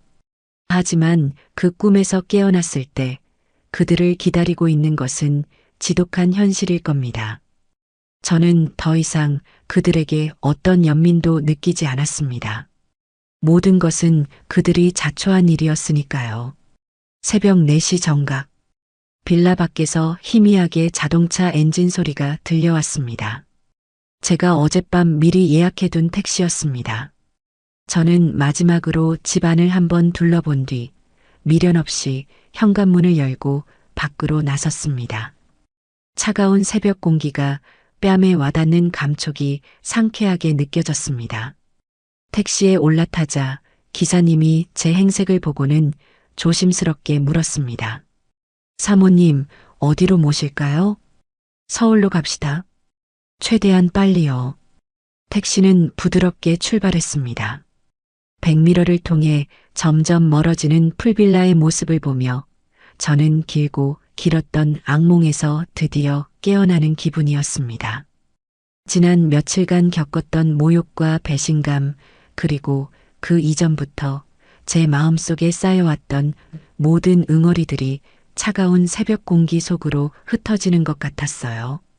이제 다시는 돌아오지 않을 곳이었습니다. 서울로 향하는 고속도로는 텅 비어 있었습니다. 택시는 거침없이 어둠을 뚫고 달렸습니다. 저는 창밖으로 스쳐 지나가는 풍경을 멍하니 바라보며 생각에 잠겼습니다. 제가 지금 하는 행동이 과연 옳은 것일까? 핏줄로 이어진 인연을 이렇게 하루아침에 끊어내는 것이 맞는 일일까? 하지만 이내 고개를 저었습니다. 핏줄이 밥을 먹여주는 것은 아니었습니다. 평생을 자식이라는 이름의 굴레에 갇혀 제 모든 것을 희생하고 헌신했지만 제게 돌아온 것은 배신과 탐욕뿐이었습니다. 이제는 그 굴레에서 벗어나 온전히 김숙자라는 제 이름 석자로 살아가야 할 때였습니다. 날이 밝아오기 시작할 무렵 택시는 서울에 진입했습니다. 저는 기사님께 통신사 직영점이 가장 먼저 문을 여는 곳으로 가달라고 부탁했습니다. 통신사 문이 열리기를 기다렸다가 저는 첫 번째 손님으로 들어갔습니다. 그리고는 망설임 없이 말했어요. 전화번호 바꾸려고요. 지금 당장요. 직원은 의아한 표정을 지었지만 이내 제 단호한 태도에 군말 없이 업무를 처리하기 시작했습니다. 수십 년간 써왔던 제 인생의 희로애락이 모두 담겨 있던 번호였습니다. 그 번호를 통해 아들의 첫 울음소리를 들었고 남편의 부고를 전해 들었으며 수많은 인연을 맺고 끊었습니다. 그 번호를 없앤다는 것은 제 과거의 상당 부분을 지워버리는 것과 같은 의미였습니다. 잠시 마음이 흔들렸지만 저는 곧 마음을 다잡았습니다. 새로운 삶을 위해서는 과거와의 단절이 반드시 필요했습니다. 직원이 건네준 새로운 유심칩을 휴대폰에 끼우자 화면에 서비스 없음이라는 문구가 잠시 떴다가 이내 새로운 통신자 로고가 나타났습니다.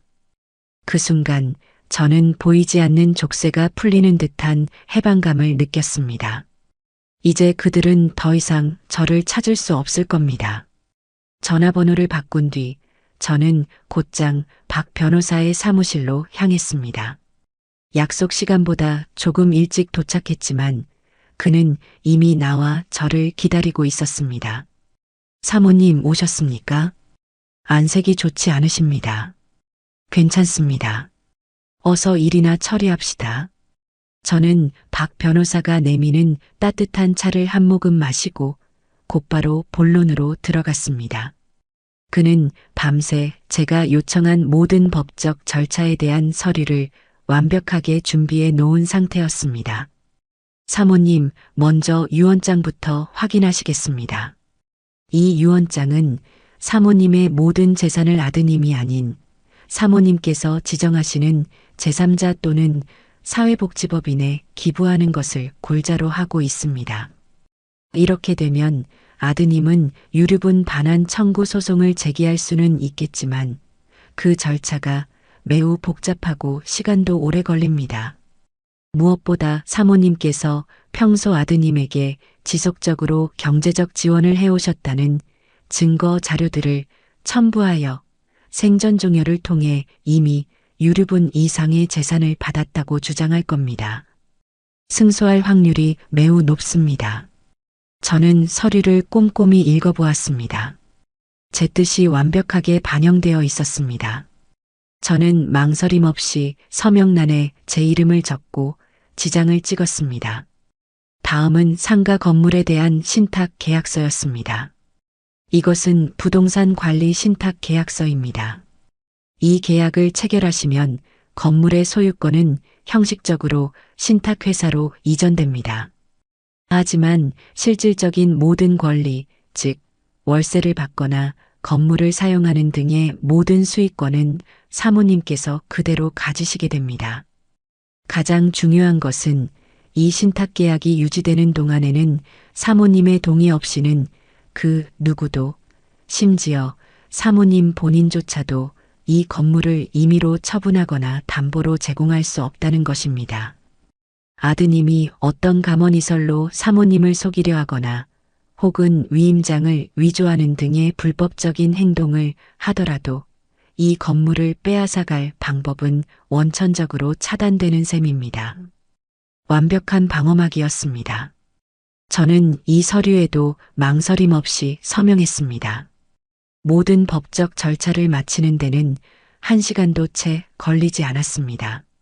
사무실을 나서며 저는 제 인생의 모든 짐을 내려놓은 듯한 가뿐함을 느꼈습니다. 이제 저는 그 어떤 외부의 위협으로부터도 안전했습니다. 제 재산도 제 남은 인생도 온전히 제 것이 된 것입니다. 집으로 돌아온 저는 가장 먼저 굳게 닫혀있던 모든 창문을 활짝 열었습니다. 신선한 공기가 집 안으로 밀려 들어오며 지난 며칠간 쌓여있던 퀴퀴하고 무거운 공기를 밀어냈습니다. 저는 오랫동안 사용하지 않았던 오디오의 전원을 켜고 제가 가장 좋아하는 클래식 음악을 크게 틀었습니다. 집 안가득 울려 퍼지는 아름다운 선율을 들으며 저는 소파에 깊숙이 몸을 묻었습니다. 아마 지금쯤 그들은 잠에서 깨어나 제가 사라진 사실을 알게 되었을 겁니다. 그리고 테이블 위에 놓인 메모지를 발견했겠지요. 제가 남긴 메모의 내용은 아주 간단했습니다. 남은 휴가 즐겁게들 보내려무나. 리조트 비용은 너희가 알아서 정산하렴. 엄마가 그 메모를 읽었을 때 그들의 표정이 어땠을지 상상하니 저도 모르게 웃음이 나왔습니다. 아마 처음에는 당황했다가 이내 분노하고 결국에는 눈앞에 닥친 수백만 원의 리조트 비용 때문에 서로를 탓하며 꼴사납게 싸우고 있겠지요. 그 모든 혼란과 다툼의 현장에 제가 없다는 사실이 저를 더없이 행복하게 만들었습니다. 저는 이제 더 이상 그들의 감정 쓰레기통이 되어줄 필요가 없었습니다. 제 인생의 운전대는 이제 온전히 제 손에 쥐어져 있었습니다. 어디로 갈지, 언제 멈출지 모든 것을 제 스스로 결정할 수 있는 완벽한 자유. 저는 그 자유를 만끽하며 앞으로 펼쳐질 제2의 인생을 조용히 그리고 설레는 마음으로 그려보기 시작했습니다. 제 예상은 한치의 오차도 없이 정확하게 들어맞았습니다. 훗날 제가 사돈 부부와 같은 동네에 살던 지인을 통해 전해 들은 이야기는 한편의 코미디나 다름없었습니다. 그날 아침 제가 끓여주겠다던 특별한 해장국을 기대하며 늦잠을 자고 일어난 그들은 텅 빈 제 방과 덩그러니 남겨진 짐들을 보고서야 상황의 심각성을 깨달았다고 합니다. 처음에는 제가 아침 산책이라도 나간 줄 알았지만 아무리 기다려도 돌아오지 않고 전화기는 꺼져 있다는 안내만 반복되자 불안감에 휩싸이기 시작했습니다. 그러다 거실 테이블 위에 놓인 제 메모지를 발견한 며느리가 비명을 지르듯 그것을 읽었고 빌라 안은 순식간에 아수라장이 되었습니다. 어머니가 우리 버리고 그냥 가셨어. 리조트 비용은 우리더러 알아서 하래. 며느리의 말에 모두가 충격에 휩싸였습니다. 특히 바깥 사돈은 눈앞의 현실을 믿을 수 없다는 듯 메모지를 빼앗아 몇 번이고 다시 읽었다고 합니다. 그들의 머릿속은 복잡하게 엉키기 시작했습니다. 저에 대한 분노, 앞으로의 계획이 틀어졌다는 것에 대한 불안감, 그리고 당장 눈앞에 닥친 어마어마한 리조트 비용에 대한 공포가 뒤섞여 있었지요. 그들은 체크아웃 시간이 다가오자 어쩔 수 없이 짐을 챙겨 프런트로 향했습니다. 마지막까지 혹시나 제가 미리 계산을 해두었을지도 모른다는 신락 같은 희망을 품고요. 하지만 그들을 맞이한 것은 수백만 원에 달하는 그들이 평생 구경도 못 해본 금액이 찍힌 계산서였습니다. 프런트 직원이 공손하지만 단호한 목소리로 말했습니다. 총 금액은 487만 원입니다. 어떻게 결제하시겠습니까? 아들 녀석은 사색이 되어 제 카드를 내밀었지만 돌아온 대답은 한도 초과로 승인이 거절되었습니다라는 말이었습니다. 제가 떠나오기 전에 미리 카드사에 전화해 한도를 최저로 낮춰놓았기 때문입니다. 이제 그들에게 남은 선택지는 없었습니다. 그들은 각자 지갑을 열어 현금과 카드를 꺼냈지만 네 사람의 돈을 모두 합쳐도 턱없이 부족한 금액이었습니다. 결국 바깥 사돈이 여기저기 전화를 돌려 비굴하게 돈을 꾸고 며느리는 마이너스 통장의 한도까지 끌어모아 겨우겨우 계산을 마칠 수 있었다고 합니다. 그 과정에서 서로에게 책임을 떠넘기며 고성을 지르고 꼴사납게 싸우는 바람에 다른 투숙객들의 비웃음을 사는 것은 물론 리조트 직원들에게까지 망신을 샀다는군요. 그들이 그토록 꿈꾸던 호화로운 여름휴가의 마지막은 그렇게 초라하고 비참하게 끝이 났습니다. 그로부터 며칠 뒤 저는 인터폰 화면을 통해 익숙한 얼굴들을 마주했습니다.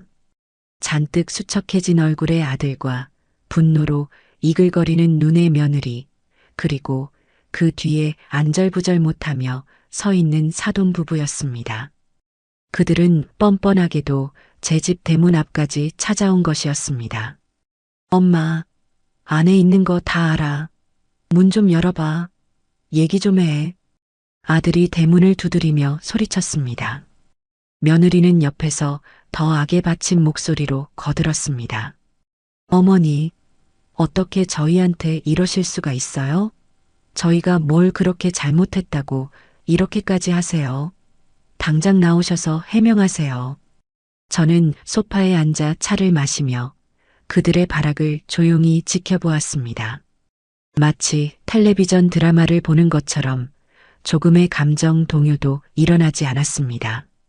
한참을 소리치던 그들은 제가 아무런 반응이 없자 결국 인터폰을 눌렀습니다. 삑소리와 함께 스피커 너머로 며느리의 거친 숨소리가 들려왔습니다. 어머니, 듣고 계시죠? 문 여세요. 저는 수화기를 들었습니다. 그리고는 제 인생에서 가장 차갑고 단호한 목소리로 단 한마디만 내뱉었습니다. 여긴 너희가 올 곳이 아니다. 그리고는 수화기를 내려놓았습니다. 제 말에 그들은 충격을 받은 듯 잠시 조용해졌습니다. 이내 다시 문을 두드리고 소리를 질렀지만 저는 더 이상 상대하지 않았습니다. 1시간쯤 지났을까 포기한 듯 그들은 욕설을 몇 마디 내뱉고는 돌아갔습니다.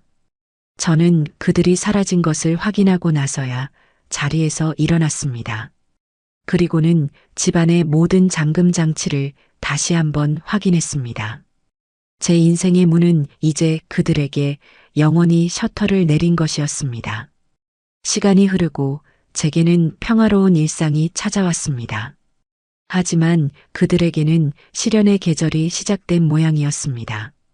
제가 투자를 거절하면서 바깥 사돈의 사업은 시작도 해보기 전에 자금난에 부딪혔습니다. 그는 여기저기서 무리하게 돈을 빌려 사업을 강행했지만 애초에 기반이 부실했던 사업은 오래 버티지 못하고 결국 부도가 나고 말았습니다. 그 소식은 시장 바닥에까지 쫙 퍼졌습니다. 사돈댁은 빚더미에 올라앉았고 그들이 살던 번지르르한 아파트마저 차압당해 길거리에 나앉을 신세가 되었다는 소문이 들려왔습니다. 모든 것을 잃게 되자 며느리는 모든 책임을 아들 녀석에게 돌리기 시작했습니다. 다 너가 무능해서 엄마 돈도 못 받아온 거 아니야. 라며 매일같이 남편을 닥달하고 집안은 하루도 조용할 날이 없었다고 합니다. 결국 그들의 결혼 생활도 파탄이 났습니다. 그러던 어느 날 지인을 통해 장문의 메시지 하나가 제게 전달되었습니다. 며느리가 보낸 것이었습니다. 그 내용은 참으로 가관이었습니다. 어머니, 제가 다 잘못했어요. 그때는 제가 철이 없었어요. 제발 저희 좀 살려주세요. 저희 아빠 사업이 망해서 길거리에 나앉게 생겼어요. 어머니께서 조금만 도와주시면 저희가 재기할 수 있어요. 어머니 건물 저희한테 주시면 안 될까요? 그 건물 팔아서 빚 갚고 남은 돈으로 어머니 평생 편안하게 모실게요. 제발 마지막으로 한 번만 저희를 용서해 주세요. 저는 그 구차하고 뻔뻔한 메시지를 읽고 실소를 금치 못했습니다. 마지막 순간까지도 그녀는 진심으로 반성하는 것이 아니라 제 건물을 탐내고 있었습니다. 그녀에게 저는 용서를 구해야 할 시어머니가 아니라 마지막까지 매달려야 할 동아줄이었던 겁니다. 저는 그 메시지를 읽자마자 한치의 망설임도 없이 삭제 버튼을 눌렀습니다. 그들의 비참한 현실은 그들의 탐욕이 빚어낸 당연한 결과일 뿐이었습니다. 저는 더 이상 그들의 인생에 관여할 생각도 책임져 줄 의무도 없었습니다. 제게는 이제 저 자신의 행복을 찾고 새로운 인생을 살아갈 일만 남아 있었습니다. 그들이 제 집 문전에서 쫓겨나듯 사라진 이후 제 삶에는 놀라울 정도의 평화가 찾아왔습니다. 수십 년간 제 어깨를 짓누르던 어머니라는 이름의 무게, 시어머니라는 역할의 굴레에서 벗어나자 세상이 다르게 보이기 시작했어요. 아침에 눈을 뜨면 오늘은 무엇을 할까 설레는 마음으로 하루를 시작했고 밤에 잠자리에 들면 누구에게도 방해받지 않는 깊은 잠을 잘 수 있었습니다. 하지만 제가 온전한 자유를 얻기 위해서는 몇 가지 정리가 더 필요했습니다. 법적, 물리적 단절을 넘어 저를 올가매고 있던 낡은 관계들을 제 손으로 직접 끊어내는 과정이었지요. 그 시작은 친척들과의 관계 정리였습니다. 제가 아들 내외와 연을 끊었다는 소문은 삽시간에 친척들 사이에 퍼져나갔습니다.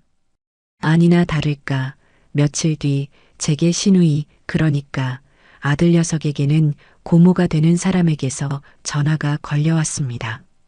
바뀐 제 번호를 어떻게 알아냈는지는 아직도 모르겠네요. 새언니, 저예요. 그동안 별일 없으셨어요? 그래, 아가씨. 오랜만이네. 무슨 일이야? 제 무미건조한 목소리에 시누이는 잠시 머뭇거리다가 본론을 꺼냈습니다. 새언니, 제가 소문을 좀 들었는데. 정말이에요? 정말 종민이랑 의절하신 거예요? 소문이 아니라 사실이야. 아니, 새언니, 어떻게 그러실 수가 있어요? 세상에 자식이랑 연을 끊는 부모가 어디 있어요? 종민이가 뭘 그렇게 잘못했다고. 시누이의 목소리는 점점 격앙되었습니다. 아마 아들 녀석이 제게 연락이 닿지 않자 친척들을 동원해 저를 압박하기 시작한 것이겠지요. 저는 한숨을 내쉬며 시누이의 말을 끊었습니다. 아가씨, 아가씨는 종민이가 뭘 잘못했는지 모르지? 모르죠. 알 필요도 없고요. 부모 자식 사이에는 잘못하고 말고가 어디 있어요. 다 품어주고 용서해줘야 그게 부모지. 그래. 그럼 아가씨는 아가씨 자식이 아가씨 전 재산을 팔아치워서 재장인 빚 갚는데 쓰겠다고 해도 품어주고 용서해줄 수 있겠네? 제 말에 시누이는 순간 할 말을 잃었습니다. 제가 겪은 일의 전말을 전부 알지는 못했겠지만 제 단호한 목소리에서 무언가 심상치 않은 일이 있었음을 직감한 모양이었습니다. 그게 무슨 자세한 내막까지 아가씨가 알 필요는 없어. 다만 이것 하나만 알아둬. 내가 내린 결정이고 나는 이 결정을 절대 번복할 생각이 없어. 그리고 이건 우리 집안 일이야. 아가씨가 더 이상 이 일에 끼어들어서 왈가왈부하지 않았으면 좋겠네. 만약 앞으로 한 번만 더 이 일로 나를 귀찮게 하면 나는 아가씨랑도 인연을 끊을 생각이야. 내 말 무슨 뜻인지 알겠어?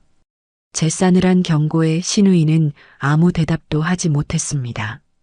저는 잠시 기다려주다가 대답이 없자 그냥 전화를 끊어버렸습니다. 그 전화 이후 저를 찾아오거나 연락하는 친척은 아무도 없었습니다. 그들은 독한 사람이라며 제 뒤에서 수군거렸을지도 모릅니다. 하지만 상관없었습니다. 불필요한 감정 소모와 무의미한 관계에 얽매여 사느니 차라리 독한 사람으로 혼자 사는 편이 100배는 더 행복했으니까요.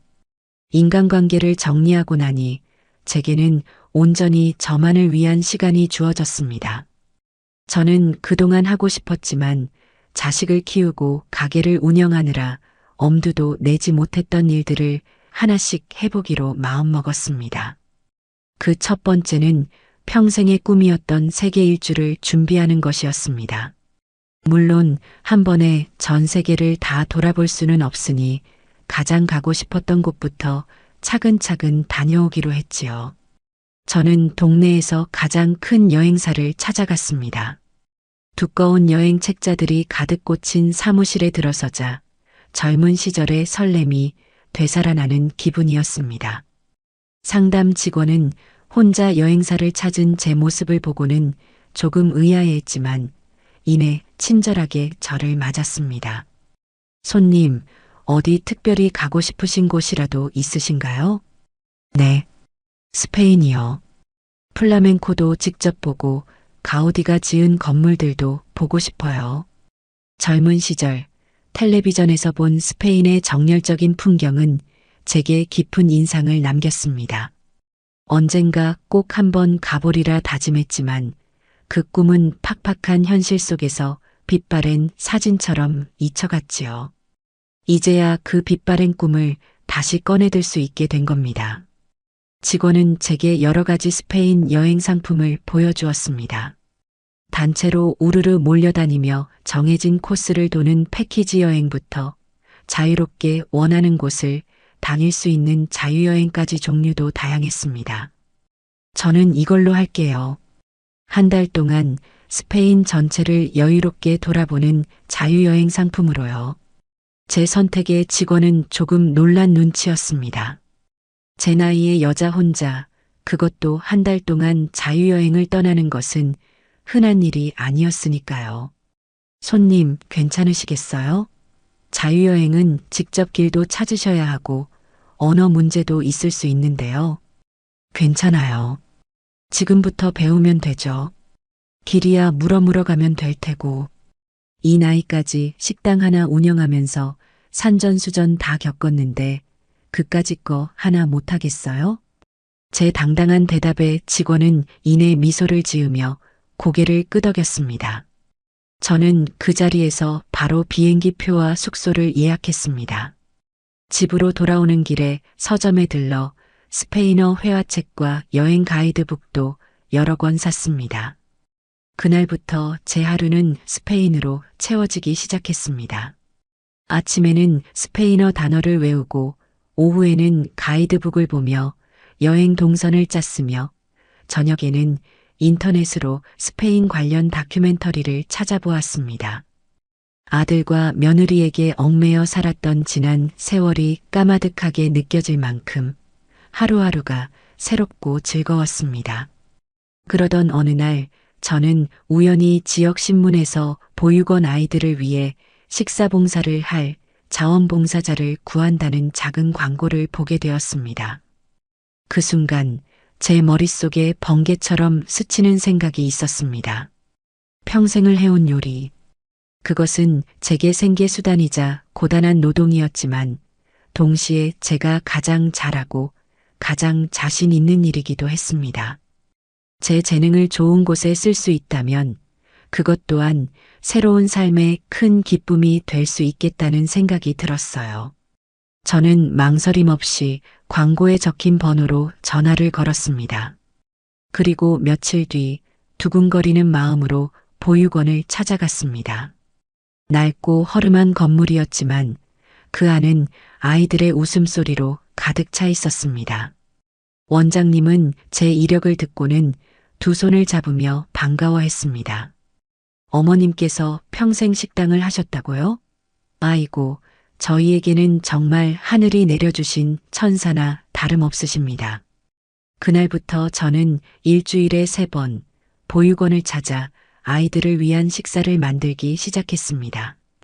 신선한 재료를 제 돈으로 직접 사가고 성장기 아이들의 영양을 고려해 식단을 짰습니다. 제가 만든 음식을 아이들이 맛있게 먹어줄 때마다 저는 전에 느껴보지 못했던 깊은 보람과 행복을 느꼈습니다.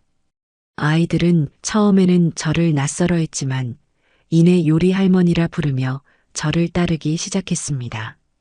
어느 날은 제가 정성껏 끓인 닭볶음탕을 먹던 한 아이가 제게 다가와 수줍게 말했습니다. 할머니가 해준 밥이 세상에서 제일 맛있어요. 우리 엄마가 해준 밥보다 더요. 그 말을 듣는 순간 제 눈시울이 뜨거워졌습니다. 핏줄로 이어진 제 아들에게서는 단 한 번도 들어보지 못했던 말이었습니다. 피 한 방울 섞이지 않은 이 아이들의 순수한 마음 속에서 저는 진짜 가족의 정이라는 것이 무엇인지를 어렴풋이 깨닫고 있었습니다. 제 재산을 탐내던 아들과 며느리의 가식적인 효도와는 비교할 수 없는 따뜻하고 진실된 마음이었습니다. 저는 아이들의 머리를 쓰다듬어주며 다짐했습니다. 앞으로 남은 인생, 이 아이들을 위해 그리고 나 자신을 위해 살아가겠다고. 더 이상 과거에 얽매여 슬퍼하거나 분노하지 않고 오직 현재의 행복에만 집중하며 살아가겠다고 말입니다. 그것이 바로 제가 찾은 새로운 삶의 방식이었습니다. 제가 스페인 여행 준비와 보육원 봉사활동으로 하루하루를 바쁘고 보람차게 보내고 있는 동안 아들 녀석의 세상은 빠른 속도로 무너져 내리고 있었습니다. 그 소식은 제가 거래하는 부동산의 고 사장을 통해 간간히 들려왔습니다. 고 사장은 강남 일대의 부동산 소식에 훤한 사람이었고 자연스럽게 여러 소문들을 접할 수 있었지요. 사모님, 들으셨습니까? 백서방네 결국 이혼 서류에 도장을 찍었다고 합니다. 어느 날 사무실에 들른 제게 고 사장이 조심스럽게 말을 꺼냈습니다. 저는 찻잔을 든 채 아무 말 없이 그를 쳐다보았습니다. 제 표정에 어떤 변화도 없자 그는 안심하고 말을 이었습니다. 사돈댁 사업이 완전히 망하고 빚더미에 올라앉자 며느님이 남편을 들들 볶기 시작한 모양입니다. 매일같이 너는 무능해서 처가 하나 못 살리냐. 너네 엄마한테 가서 돈이든 건물이든 당장 받아오라고 악을 썼다고 하더군요. 백서방도 처음에는 쩔쩔매다가 나중에는 지쳤는지 이 모든 게 당신네 식구들 탐욕 때문에 시작된 거 아니냐고 맞서면서 매일같이 집안이 전쟁터였다고 합니다. 눈에 선한 풍경이었습니다. 돈이라는 공동의 목표가 사라지자 그들의 관계를 지탱해주던 마지막 끈마저 끊어져 버린 것이지요. 탐욕으로 맺어진 관계의 당연한 끝이었습니다. 결국 며느님이 먼저 이혼하자고 했다더군요. 위자료랑 재산 분할을 요구했는데 백서방 명의로 된 재산이 하나도 없으니 가져갈 것도 없었겠지요. 그렇게 지저분하게 싸우다가 얼마 전에 남남이 되었다고 합니다. 며느님은 지금 빚쟁이들을 피해 친척 집을 전전하고 있다는 소문도 들리고요. 저는 잠자코 차만 마셨습니다. 그들의 파국적인 결말에 대해 저는 어떤 감정도 느끼지 않았습니다. 슬픔도 분노도 심지어 통쾌함도 아니었습니다. 그저 올 것이 왔구나 하는 담담한 마음뿐이었습니다. 그것은 제가 내린 심판이 아니라 그들 스스로가 선택한 결과였으니까요. 그 후로도 몇 달의 시간이 흘렀습니다. 아들에 대한 소식은 더 이상 들려오지 않았습니다. 저 역시 굳이 궁금해하지 않았습니다. 제 인생에서 완전히 지워버린 이름이었으니까요. 스페인으로 떠날 날은 점점 다가오고 있었고 제 마음은 온통 낯선 나라에 대한 기대감으로 부풀어 있었습니다. 그러던 어느 날 저녁이었습니다. 모르는 번호로 장문의 문자 메시지 한 통이 도착했습니다. 스팸 문자려니 하고 지워버리려는데 문장의 첫머리에 쓰인 어머니라는 단어가 제 손가락을 멈추게 했습니다. 심장이 쿵 하고 내려앉는 기분이었습니다. 아들이었습니다. 어머니, 저 종민이에요. 이 번호는 친구 휴대폰을 빌려서 보내는 거예요. 어머니께서 번호를 바꾸셨을 것 같아서요. 잘 지내시는지 궁금합니다. 저는 잠시 숨을 골랐습니다. 그리고는 천천히 스크롤을 내려 나머지 내용을 읽어 내려갔습니다. 그것은 한 남자의 처절한 자기 고백이자 뒤늦은 후회의 기록이었습니다. 어머니, 제가 정말 잘못했습니다. 세상에 둘도 없는 멍청하고 어리석은 놈이었습니다. 이혼하고 혼자가 되고 나니 이제야 모든 것이 보입니다.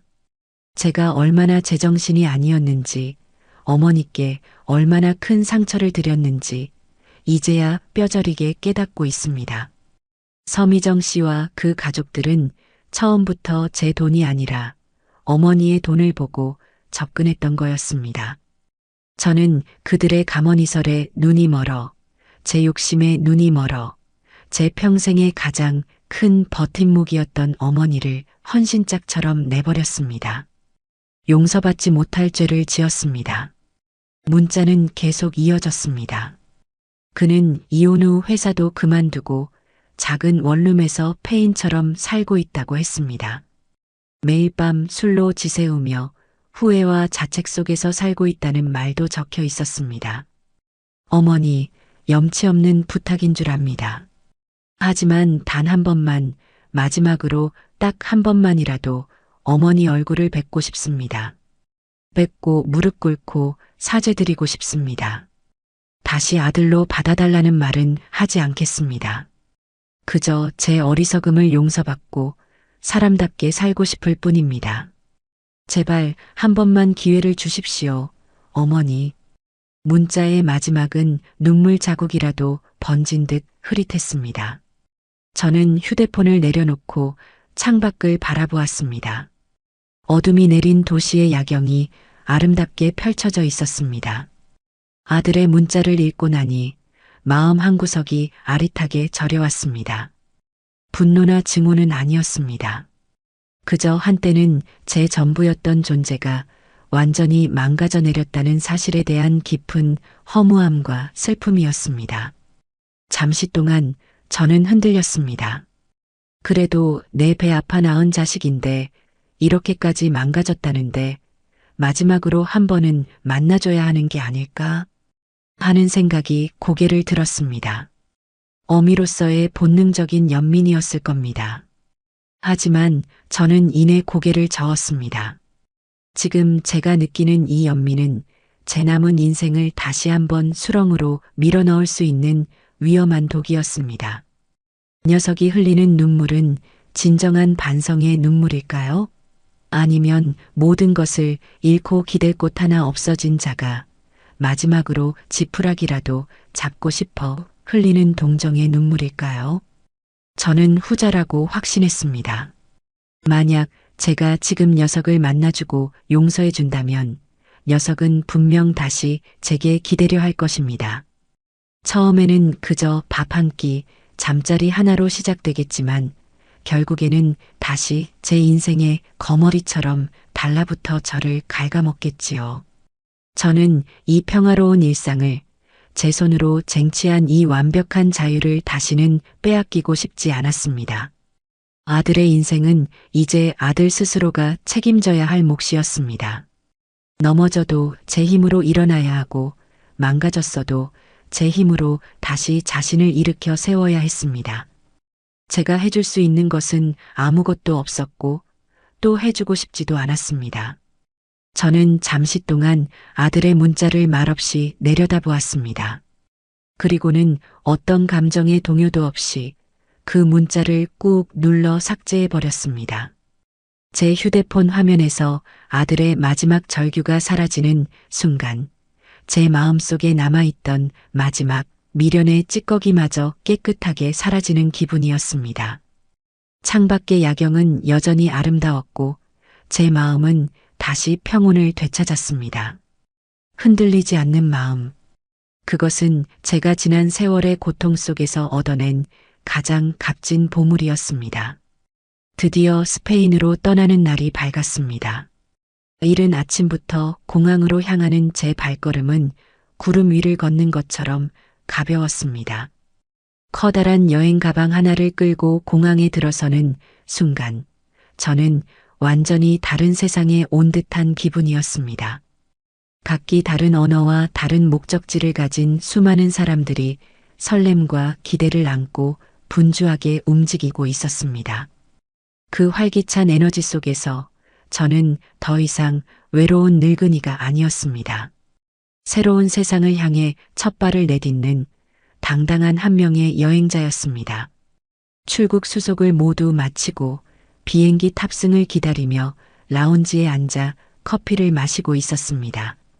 창밖으로는 거대한 비행기들이 굉음을 내며 쉴 새 없이 뜨고 내리고 있었지요. 저는 그 모습을 바라보며 지난 몇 달간의 제 삶을 조용히 되돌아보았습니다. 폭풍 같았던 시간들이었습니다. 하지만 그 폭풍이 지나간 뒤에 제게는 더 단단해진 땅과 더 맑아진 하늘이 남았습니다. 바로 그때 제 휴대폰이 짧게 진동했습니다. 며칠 전 아들이 보냈던 그 친구의 번호였습니다. 또다시 장문의 문자가 와 있었습니다. 며칠 동안 제게서 아무런 답이 없자 더욱 애가 달아보낸 모양이었습니다. 이번에는 지난번보다 더욱 절절하고 구차한 내용들로 가득 차 있었습니다. 잘못했다, 보고 싶다, 괴롭다. 저는 그 문자를 끝까지 읽지 않았습니다. 대신 저는 그 번호로 제 인생의 처음이자 마지막이 될 답장을 보내기로 마음먹었습니다. 이것은 그를 위한 답장이 아니라 과거의 모든 인연과 완벽한 작별을 고하는 저 자신을 위한 의식이었습니다. 저는 천천히 한 글자 한 글자 힘을 주어 문자를 써내려갔습니다. 내 인생은 이제 너가 책임지거라. 넘어져도 너의 힘으로 일어나고 길을 잃어도 너의 힘으로 찾아가거라. 나도 이제 내 인생을 살겠다. 다시는 연락하지 마라. 문장을 다 쓰고 저는 잠시 망설였습니다. 이 짧은 글이 아들 녀석에게는 사형 선고처럼 느껴질지도 모른다는 생각이 들었기 때문입니다. 하지만 저는 이내 전송 버튼을 힘껏 눌렀습니다. 메시지를 전송했습니다라는 문구가 화면에 뜨는 순간 저는 제 어깨를 짓누르던 마지막 짐을 내려놓은 기분이었습니다. 이제 정말로 모든 것이 끝났습니다. 저는 더 이상 그의 어머니가 아니었고 그는 더 이상 제 아들이 아니었습니다. 우리는 각자의 인생을 살아갈 완전히 다른 두 사람이 된 것입니다. 잠시 후 비행기 탑승을 알리는 안내 방송이 나왔습니다. 저는 미련 없이 자리에서 일어나 탑승구로 향했습니다.